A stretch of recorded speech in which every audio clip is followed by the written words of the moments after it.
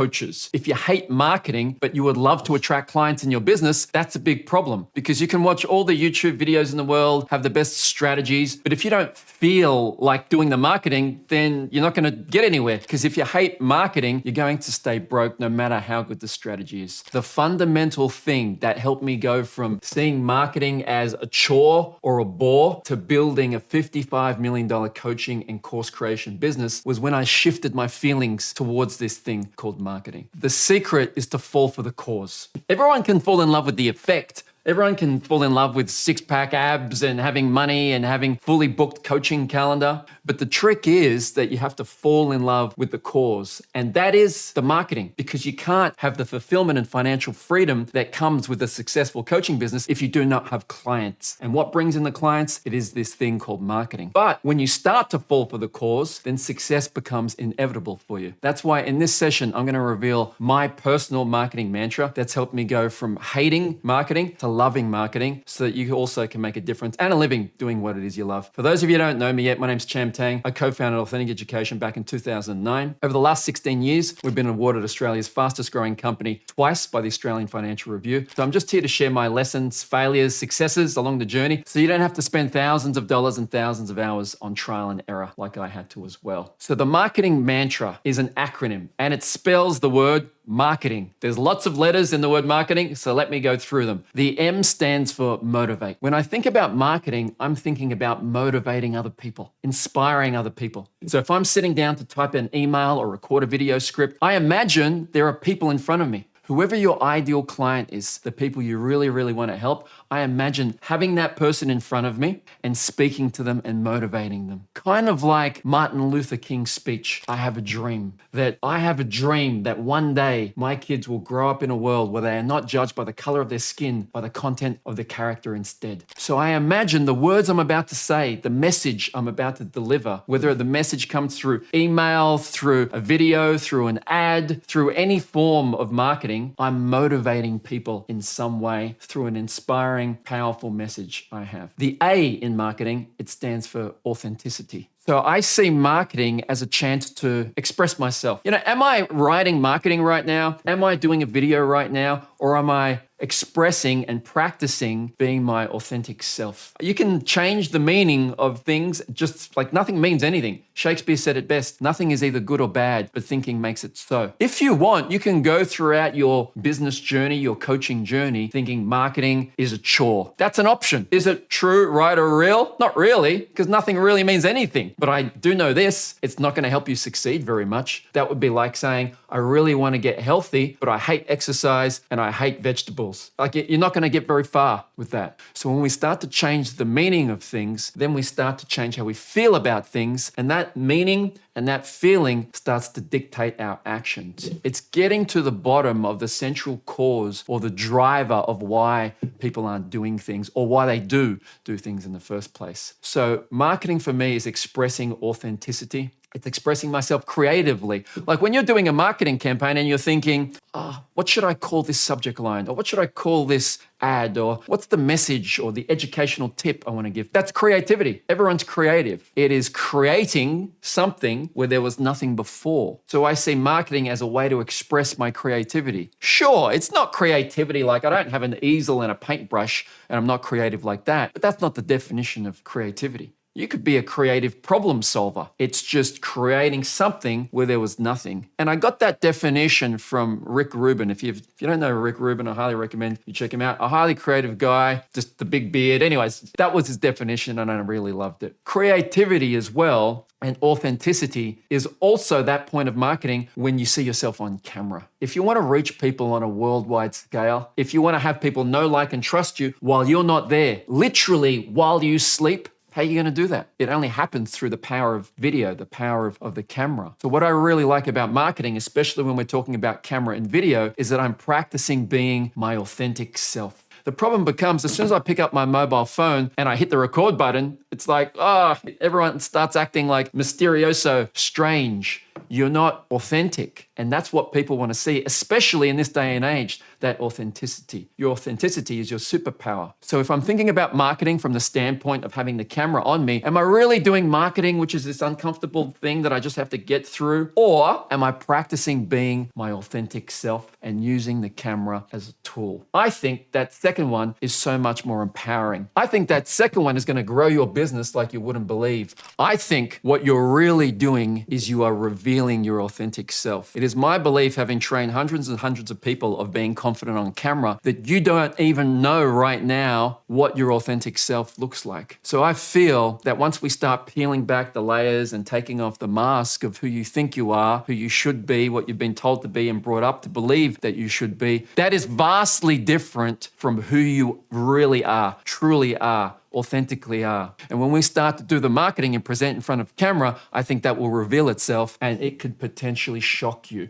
I say it in a good way, by the way. And I say that because that's what happened to me. If I see and I have a look back at my shy self 5 years ago, 10 years ago on camera, it's just night and day, chalk and cheese. And I wouldn't believe the type of person that I could be when you point the camera, because I was deathly afraid of public speaking and the camera. I would shy away from it. I was just very comfortable being behind my computer, doing the marketing with my keyboard only. But in this day and age especially, that's not what people want to see. Instagram, Reels, Stories, TikTok, video, the 50 different streaming services out there. It's video. Why? Because trust is a must. It's hard to trust words on a page. It's a lot easier to trust video in this day and age. By the way, I've got a favor to ask you. If you're liking this video so far, which I assume you are, otherwise you wouldn't be watching, could you please hit that like button? It just sends a message to the algorithm of YouTube that this video is good and it can show it to other people and it can help them. And it will help me make better content for you. Now, back to the video. So the M in marketing, what marketing means is I'm motivating people. The A in marketing means I'm authentically becoming my true self. Keep in mind, this is not the effects of marketing. Today, I'm not going to mention marketing is going to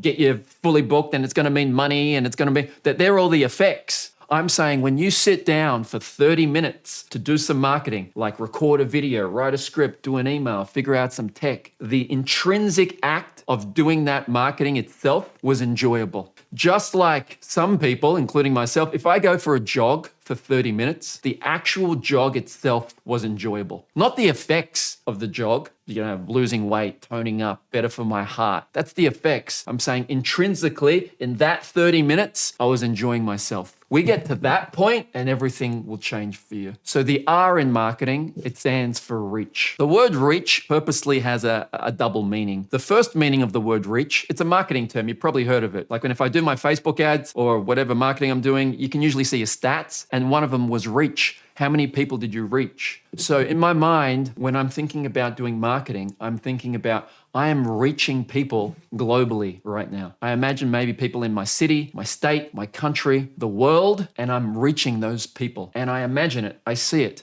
I know I'm in my bedroom or my living room or my home office like I am right now, typing out this email on my computer. Sure, but what's really happening is hundreds, thousands of people are going to get that email on the train or while they're at work and they're going to read it, and I'm reaching people globally. Whether it's Canada, Singapore, the state, I'm reaching people globally. So the word reach, it means globally I'm reaching people, but also individually I'm reaching people. And I think about reaching just one person. So if you think right now about that one person who really needs your help. If you're a leadership coach, if you're an anxiety coach, if you're a relationship coach, there's someone right now that really needs your help. And I want to reach them. I've done a lot of acting lessons to get better in front of the camera. And I remember Kate Tuckerman, one of my old acting coaches, she was saying, Cham, you're not reaching me. And I'm like, what are you talking about? My first reaction. But you're not reaching me. You're not making it through the camera. You're not reaching me with your message. And what I really understood from her was, I'm not reaching you here. It ain't hitting home. You might be reaching my mind, and that's a good thing, but you're not reaching, you're not getting to me.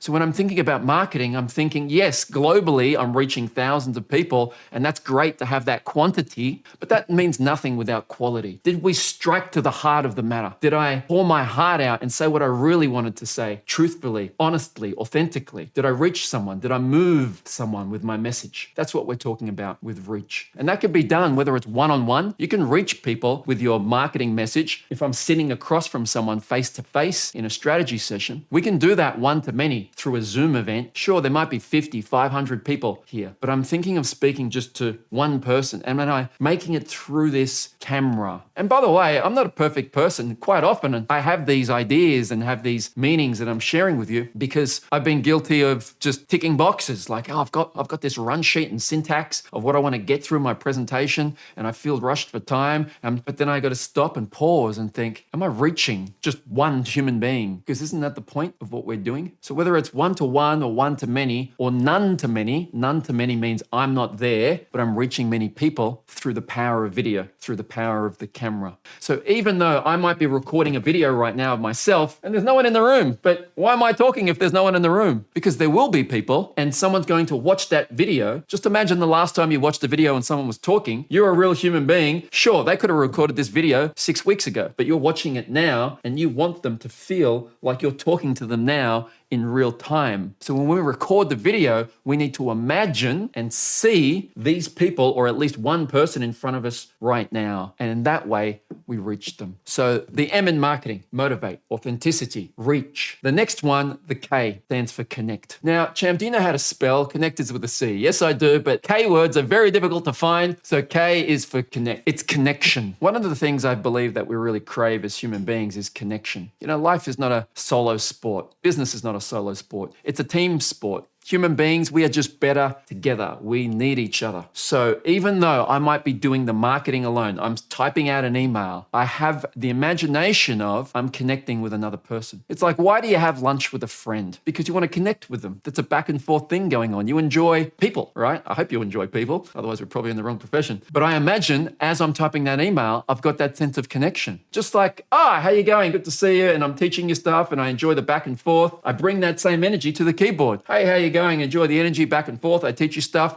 but I'm on email now. So take that energy, that emotion, that visualization of connecting with someone and see how that's what's happening. The only difference is the timing is off because I'm connecting with you now, but you may not read it until 24 hours later or 2 days later, but it's the exact same thing. You imagine the connection. And in that way, marketing becomes enjoyable because it's connecting. I get a sense of connection when I'm speaking to the camera, even if I'm recording a video, because I'm imagining someone there and I'm talking and communicating and sharing and then mucking around with people. Mucking around with people, Cham, there's no one there. Yeah, but there will be, just not now. So if I am deathly serious, which by the way is one of the things that I'm trying to get better at because I have a serious resting face like this, but if I'm always just serious because there's no one there, then when the people will watch the video and think, he's talking to me like I don't even exist. Like there's no one there. And that's not what you want. So I imagine the connection of one person. I imagine the connection of a community. Like imagine the amount of great connection you get if you're on stage speaking to 50 people. Just imagine right now, there's 50 people right now all looking at you, connecting with you. That's a lot of connection. But you know what? When you record your social media video, it could be 500 people looking at you. It could be 5,000 people looking at you. There's a sense of connection there. We just got to use the old imagination to imagine that's happening now. It's not necessarily lying to ourselves. It's just a difference in time. It will happen, but it happens at different times. You know, I post something on social media, 2 seconds later, someone sees it. 5 minutes later, someone else sees it. 6 minutes later, someone else. So there's a whole bunch of connection going on there.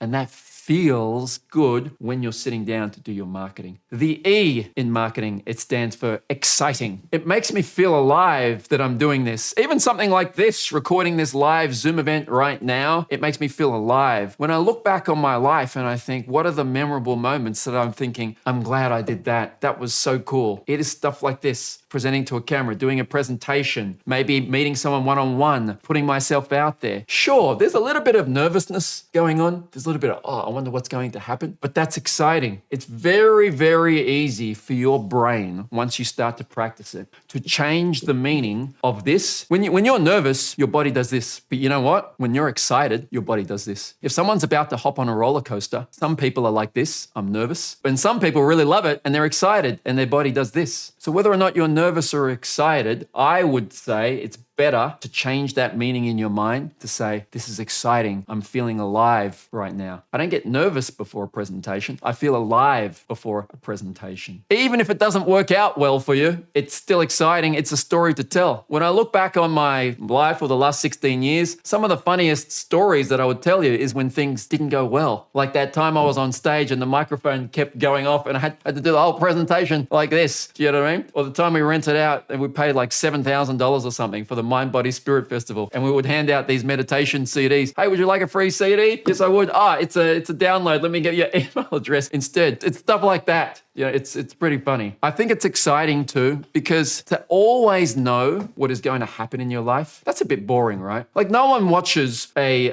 basketball game or a football game and they know the score exactly. It just takes away the excitement out of it. So one of the things that we all crave in our life is variety. You don't always want to visit the same places, go to the same restaurant, order the same thing. You want it to change up a bit. And one of the great things about that is sometimes with marketing, we don't know what's going to happen. You put a piece of marketing out there and it's like, I don't know. You don't know what's going to happen. And that's one of the exciting things. I don't know what the score is going to be. So the T in marketing, it stands for teach. I think as difference makers, as educators, we just love teaching. And that's exactly what great marketing is. It is educating people. So if I'm speaking to people one-on-one and I'm doing the marketing, that could be a strategy session, like a leadership health check, a relationship audit or something like that. But what am I doing through most of that? I am teaching. I am giving people solutions to their problems. And even when I'm selling my coaching package, I'm teaching again. It's like I teach you for free, and if you pay me, what do you think happens? I teach you even more. So marketing in that way, it's teaching upon teaching upon teaching when you do it correctly. Obviously, you can over-teach. That's a complete different thing. But for great marketing to occur, it is teaching. So when I'm sitting down, writing that email or scripting that post or writing that WhatsApp message, I'm also thinking, this is teaching for me. If it's a Zoom event, if I'm recording an ad, if you've seen a lot of my Facebook ads, they're educational ads. That's because, not just because I like teaching the most or I love teaching the most, because that's also what works the most. That's what people want to see. If I record two different ads, one ad is like a 2-minute video that says, hey, I've got this free event coming up. That works, don't get me wrong. And for years and years, that's what we did. But when I start to record a 5-minute ad, a 7-minute ad, and now I'm educating you first, so the ad doesn't start off, attention coaches, do you want to attract more clients? Come to my free event. It's more, hey, stop saying discovery session because it sounds like a thinly veiled sales pitch. Instead, you should say strategy session. Here's the reason why. And then at the end of that,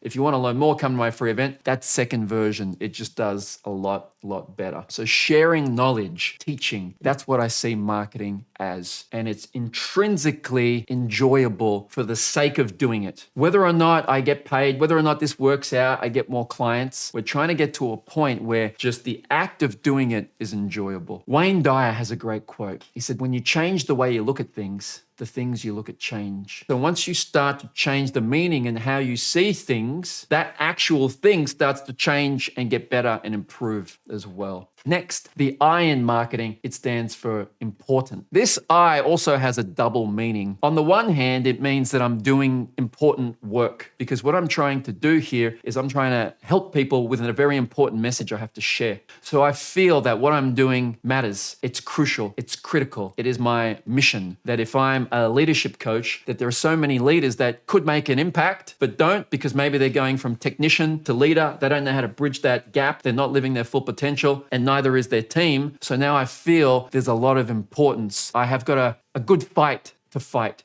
And that importance gets infused into the work. So the importance is one of the meanings. I'm doing important work. The other meaning is if you've done any coaching training with us before, my business partner, Benjamin J. Harvey, he talks about shadow values. So if you've done the accelerated coaching certification, shadow values is what you enjoy or what you deem important, the great feelings you get, but it's in the shadows. You don't like to show people that, but it does drive your behavior. And importance, also called significance, also called attention, that drives behavior. If you like attention, just own up to it. And that's one of the things I enjoy, having attention. It's kind of that thing that says, look at me. Like, why do people post on social media sometimes? Hey, look, I'm in Paris. hey, I'm at this party. Hey, I'm at the Taylor Swift concert or whatever. It's really, hey, look at me. I'm doing important stuff. I'm significant. My life matters. I'm doing, good things. You've got that need. That need doesn't go away. Every human being has an element of, I want to feel special. I want to feel unique. Instead of shying away from it, lean into it. If it's for a good cause, let that drive you. That's totally fine. Otherwise, you take away a tool, a motivating driver, because you feel ashamed that, it's not good to have people say,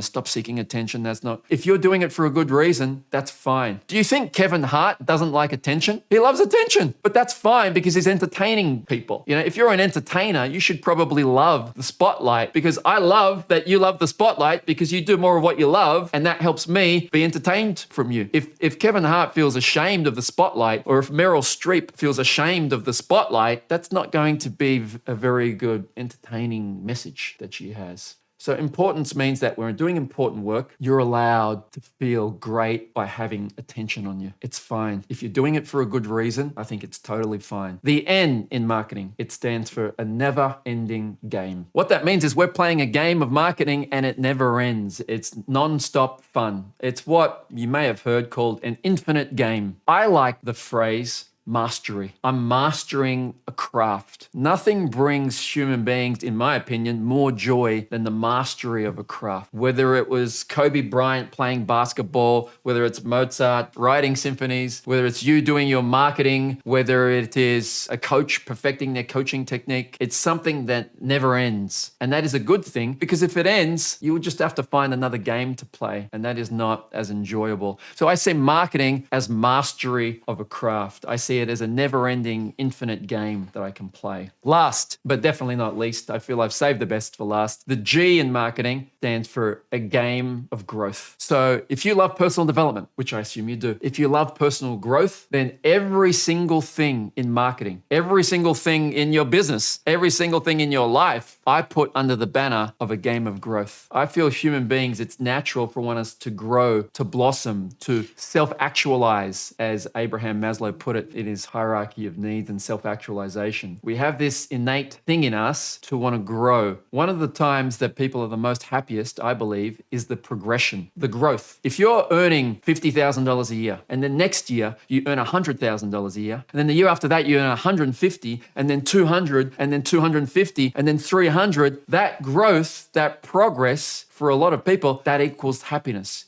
Whether it's in money or in health or in marketing or in coaching, that progress and growth equals happiness. That person is happier than the person who's just been on 300 grand for the last 6 years. That they're not as happy because they think, oh, what's going on? They second guess things. So it's that progress that equals happiness. So I see everything as a game of growth. Are you having tech problems right now? Or are you playing a game of growing your resilience? I'm so busy. I've got all these priorities, my family's kids. I've got 2 kids as well, so I understand how busy it gets. Am I really busy? Or am I playing a game of prioritization? Am I growing a certain character trait I want to have, a certain skill set I want to have? You could see things however you like. You could see if I'm carrying bricks, is it like, do I have to carry these bricks to make this, structure? Or am I getting exercise? Up to you. Am I moving house? I can't believe I have to move house. Or am I getting exercise? Am I carrying these bricks or am I building a cathedral? Am I carrying these bricks or am I changing humanity? It's up to you how you decide to see it. But I know what is more empowering. I know what's going to feel better. And because it feels better, I know what's going to cause you to take action a lot longer than willpower ever can, which is intrinsically you enjoy things for the sake of doing those things. So if you look at your to-do list today, sure, you've got all these things to do. I would personally put at the top of that to-do list a game of growth. Today, I'm playing a game of growth. If I want to be more resilient, then I'm playing this game of resilience. If I want to be better at prioritization, I'm playing a game of prioritization. If I want to be more authentic, I'm playing a game of authenticity. That's what I'm really trying to do. And these things are just helping me get to that. I'll give you an example. Let's say everyone's busy these days. So if I was to do a productivity course, I would have to give you exercises to do in that course. So it's not all just theory. You would have to do things in that course. But those exercises I would want to give you to do should be as close to real world exercises as possible. So, hey, you've got 50 emails in your inbox, but you've only got 15 minutes. What are you going to do? Let me give you this thing of how to triage your emails or something like that. And then doing that throughout this course, because we did real world examples, you would get better at productivity.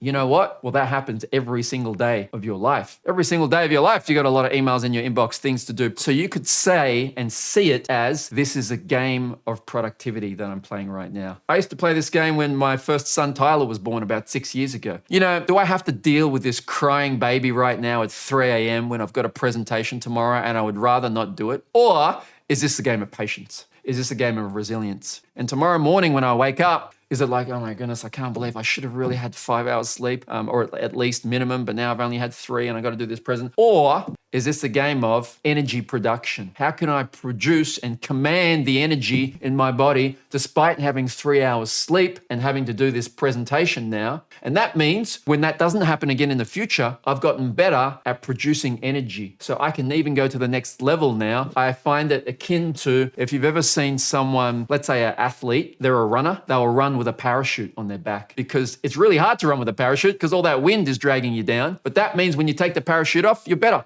Why do people lift weights? I'm not going to go to the gym and lift a 1 kilo weight. There's zero growth in lifting a 1 kilo weight. I got to have it challenging. So I see that this challenge that I've got, whatever it is, the tech challenge is improving my patience or improving my tech skills. This nervousness challenge is improving my ability to love myself and not care as much what other people think. There's always some type of game of growth for you. So that is it in a nutshell with the marketing. Where do we go from here? Because so far I've talked about the mindset of marketing, and this will give you a lot more energy and fuel. Now, fuel and mindset on its own is great, but there also needs to be some type of a mechanics. What do we actually do? What is the actual vehicle here? So the vehicle, I find a lot of people are doing their marketing wrong. So from the top, if I were you, I would start to change the way you look at marketing, and your marketing will begin to take off because of it. So if you have a look at all the acronyms for marketing today, M was motivate, A was practicing authenticity, R was reaching people globally and also individually, K was connection, that feeling of connection, the E was excitement, that you're feeling alive. So the T was teaching people, the I was importance, that I'm doing important work and I have that feeling of importance as well. The N was we're playing a never-ending game, and the G was a game of growth. When you start to look at your marketing, whenever you sit down to write that email or do that social post or figure out some tech, I would start to say this out aloud. What this means is I'm motivating people. What this means is I'm practicing being my authentic self. Don't just say the words, but when we say the words, the trick is we want to see it occurring as well. Don't just say I'm motivating people. See the motivation, see the person, see the look on their face as you're motivating them. Then when you see it, you will feel it. And then when you feel it, you can say it again. And when you say it, you see it.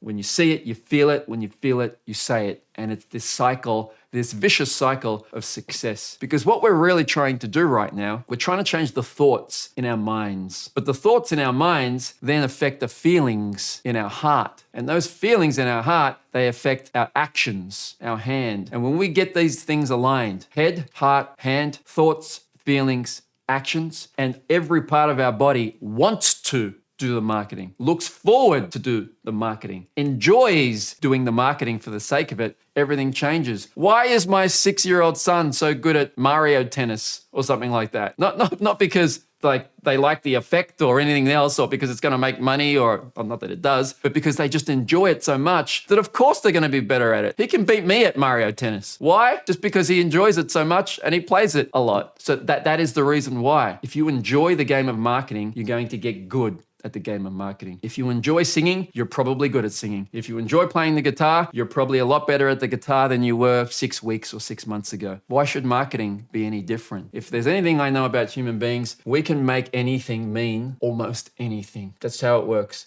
Look at the polarization in the world today. Same event happens, but both sides, whether the left or the right, they make it mean something totally different. So use this skill to our advantage. We can make anything mean anything. You can learn to like anything. I enjoy playing the guitar. I don't enjoy playing the violin. But I know that if you sit me down with the violin for long enough, after a while, I'll start enjoying it. Because I enjoy the nuances, I enjoy the curiosity, getting better, I see my progress, I start enjoying the sound now. I can learn to like the violin. You can do the exact same thing with marketing. So I hope that helps you out. If anyone's got any questions or comments around this concept of enjoying marketing, please raise your virtual hand. Christy, go for it, Christy. Hi there. I am Considering what I would want to do for like an online event, maybe a Zoom event or something to invite people to, I have a very limited reach. So how is the best way to get the word out about my event? I would try putting it on event websites like Meetup, Eventbrite, Humanitic, Facebook events. I would start to do video where possible on all of your social media platforms. In the long run, for a repeatable system, I would explore Instagram and Facebook ads because that's typically the best for people. There are obviously other ways you could do it as well. There's another method I teach in the Digital Marketing Made Easy program called partnership marketing, where you approach a person of influence. They might be the organizer of a networking group or a corporation, and then you give them your service for free with the agreement that if they enjoy and get value out of it, they will recommend you with trust, saying, hey, you got to check out Christy. She gave me these awesome free sessions. She knows her stuff.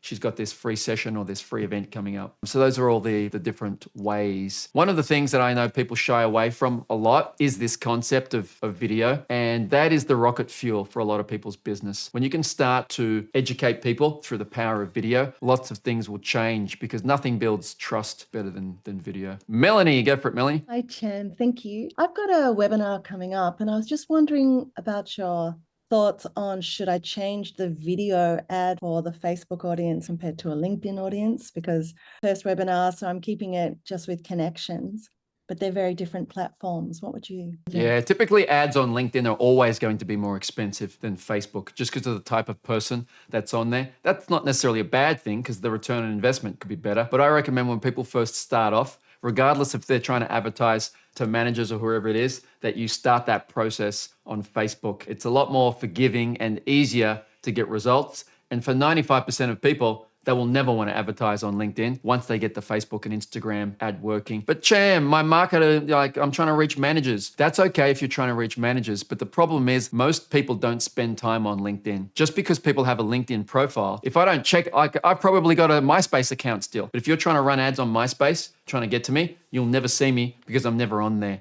So you can't advertise to people who aren't there. And also what that means, if people hardly spend time on the platform, that means that platform just isn't smart enough. They don't have the data. Whereas Facebook is very smart because they have the data from Facebook, Instagram, and WhatsApp. All of your friends use the Facebook and Instagram. They're sending you messages, sharing content with you. So if your friend shares content with you about raising a child, that's a message to Facebook. You're interested in raising a child. If they share a message about getting a promotion at work, hey, check out this job ad, they know. But usually that doesn't happen within the LinkedIn platform, and LinkedIn is just blind. So when you place your ad and now they're trying to match that ad with people who are interested in what you have right now, forget about what people put on their profile. Just because I put manager on the profile doesn't mean I'm interested in management courses or management coaching. It just matters what happened right now. Just because I'm a 40-year-old male doesn't mean I want to buy a car. You know what I mean? It means, am I in the market for a car right now? Timing is very important in marketing, but you can't get that timing right if people don't go on the LinkedIn profile and do stuff. So just 95% of the time, take my word for it, it's going to be Facebook and Instagram ads. That would be better. Yeah. No worries. You're welcome. Carmen, go for it, Carmen. Thank you so much. I just want to say I was there yesterday in the fast track presentation. It was so awesome. So don't miss it if you're going to thinking about it. I did sign up for the program. So my question is that I'm going to consider either hosting a live event, which is like around 2 hours, versus a webinar event, which I have very little experience of. But I do want to target local people who want to do career transformation, career reinvention. So I'm just curious to know which one would be better in attracting new clients from your experience and whether it should be free or charged. I do charge for physical events. Yeah. Okay, got it. Thank you. You're welcome. First off, I'm glad you enjoyed yesterday. Congrats on signing up. In terms of free or charge, it should always be free, because the first date should be free. And then in terms of physical, like when you said live, did you mean face-to-face? Like a physical space, like a group of 20, 30 people. Got it. In my opinion, we should start with face-to-face to get that experience. But there's also a case to be made for Zoom, because there's pros and cons of each. Face-to-face is more forgiving because people are there. They're not just going to get up and leave. But then Zoom has more scale. I feel eventually people want to do a Zoom event. You can also start on Zoom because, it's also easier. There's pros and cons. So for most people, if they enjoy doing Zoom events, if they see the advantage of not having to leave their house, lower cost, and then scalability, which is the massive advantage, I would say Zoom is the winner for that. Because if you practice a lot of things like face-to-face, there's increased costs. There's getting the numbers right. It's like, how big of a room do you have? How many chairs do you put out? Now you need someone to help you. Because if you're on stage speaking and your event starts at 7 p.m. and then someone walks in, well, then someone has to greet them and explain what's happening. And now you need another person and you need to pack up the room. And there's physical things. If you've got manuals or order forms or all that, it all has to be done physically. So with Zoom, it can be done electronically. And if you do a Zoom event with 10 people versus a face-to-face event with 10 people, the skills you learn on Zoom, they're similar to the skills you're learning here, but you can expand that a lot more easily. So it's a lot easier to go from a 10-person Zoom event to a 50 to 100. And if you're in San Diego, then attract people in Vancouver. But if you're doing that face-to-face, a lot of those skills that you learned, they're not always directly transferable. Like you're spending a lot of time doing an inspection of the room, checking out the AV equipment, setting up your projector, organizing your chairs, getting lanyards, doing the crew thing, putting flowers on the stage so it looks nice. There's a lot of stuff that you learn on a face-to-face event, which we did before the pandemic, that don't port to the Zoom. And now, if you've done face-to-face and you go to Zoom, there's a lot of things that happen on Zoom that are different to the face-to-face, like the breakout rooms, dropping links in the chat, asking people for feedback here, hooking people's attention more, because it's so much easier to leave a Zoom event. It's easier to show up, but it's also easier to leave. Whereas, we call it like a stay back rate. How many people started the event and how many people finished the event? If you run a 2 hours face-to-face event and you have 100 people start the event, by the time the event is over, that 2 hours, it's pretty much everyone's still there, right? 100 people started and 95 people are at the end. That's not like that in a Zoom event. 100 people can start, and if you're really bad, there's 20 people left at the end because they just click off and they leave, or they quiet quit. They're there, but they're not really there. That doesn't happen with a face-to-face event. So there's pros and cons of each, but overall, I feel the Zoom wins the game. Yeah. Short answer. Yeah. Do Zoom. You can try face-to-face if you enjoy it, but Zoom's better. Sure. Do you mind share a bit more on to follow up, like in terms of attracting people, is it easier for people to sign up a Zoom event? Like even though they're easily to live as well, so you need to manage the energy and the occasion, but is it much easier for people to get their commitment for signing up the Zoom event? Yes, it's easier to get people's commitment to sign up for the free event because in their mind, they don't have to travel or anything like that. And in their mind, they're thinking the risk is less because if it's not good, I can just leave.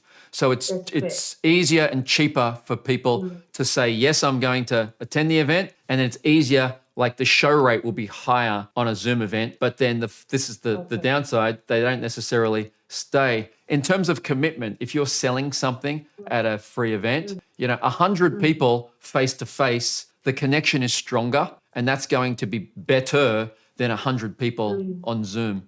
The connection and the intensity and I can look people in the eyeball. I can get off the stage and it's just the energy and the excitement and the trust because you're seeing someone in the flesh is a lot higher. So there's pros and cons, but like I mentioned, overall, overall the Zoom is better. Yeah. Thank you so much. You're welcome. Like as an example, one of the things that I like with the Zoom event is the chat box. So as I'm speaking to 100 or 500 people, I can ask them a question about the content and they can all type in what they thought. So it's like I'm getting dynamic feedback. I can ask them questions and now my chat box has 50 questions. I may only answer 3 of the questions, but it has 50 questions and I can go back later after the event is over, which I do, and I read all of people's feedback. If I'm doing a face-to-face event, I can't do any of that. I can hand a survey or a feedback form at the end. But if you're selling something at the end of your event, you don't want the focus on feedback forms. You want the focus on taking action. So you're a bit stuck.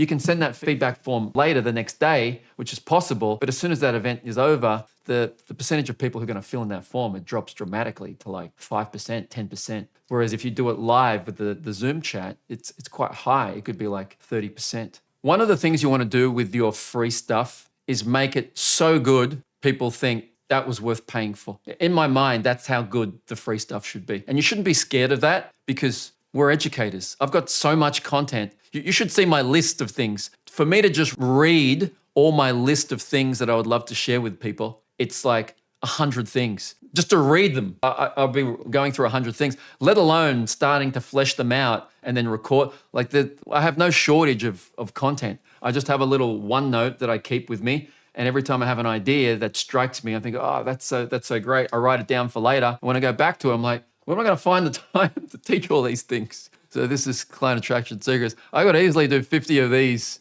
you know. Last question, Laura, go for it, Laura. Morning, Cham. Thanks for taking the time to answer me. I used to be a marketing manager 4 years ago. And anyway, so I had a break from it. I suppose a lot of change since then. And I did used to enjoy it, but now I'm kind of dreading getting back to it because I dread the change. Is there any course that you offer at the moment that I could have a look at just to refresh my memory a bit and if there were any changes made and what I can start to work on? Yeah, that would be the Digital Marketing Made Easy program. I'll drop a link. Okay. It's authentic.com.au/DMM, standing for Digital Marketing Made Easy program, and I update that.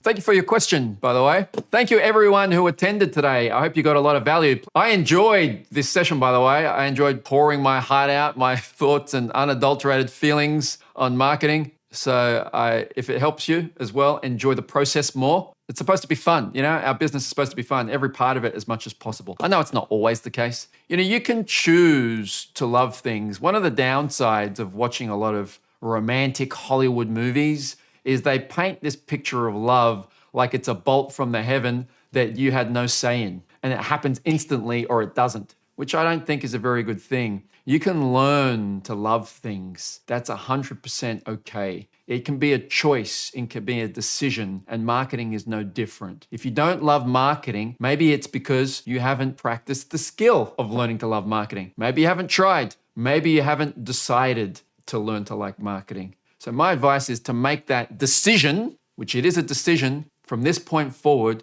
I will begin to fall in love with marketing. And if love is too strong a word, like. How about that? At the very least, let's go from don't like it to at least like it. Love, like, and maybe at the bottom, if you hate marketing, maybe I'll go from hate to tolerate, from tolerate to like, and then from like to love, and then everything will take off. The ultimate goal is to enjoy every part of our life, every part of our business. Not just the effect, but the cause. Not just being fully booked, but the actual marketing side of things. So I hope you enjoyed today's session. I am going to take everyone off mute to say goodbye. And until we meet again, just remember, you don't have to get it right. You just have to get it started. Thank you very much, everyone. I'm going to ask everyone to unmute.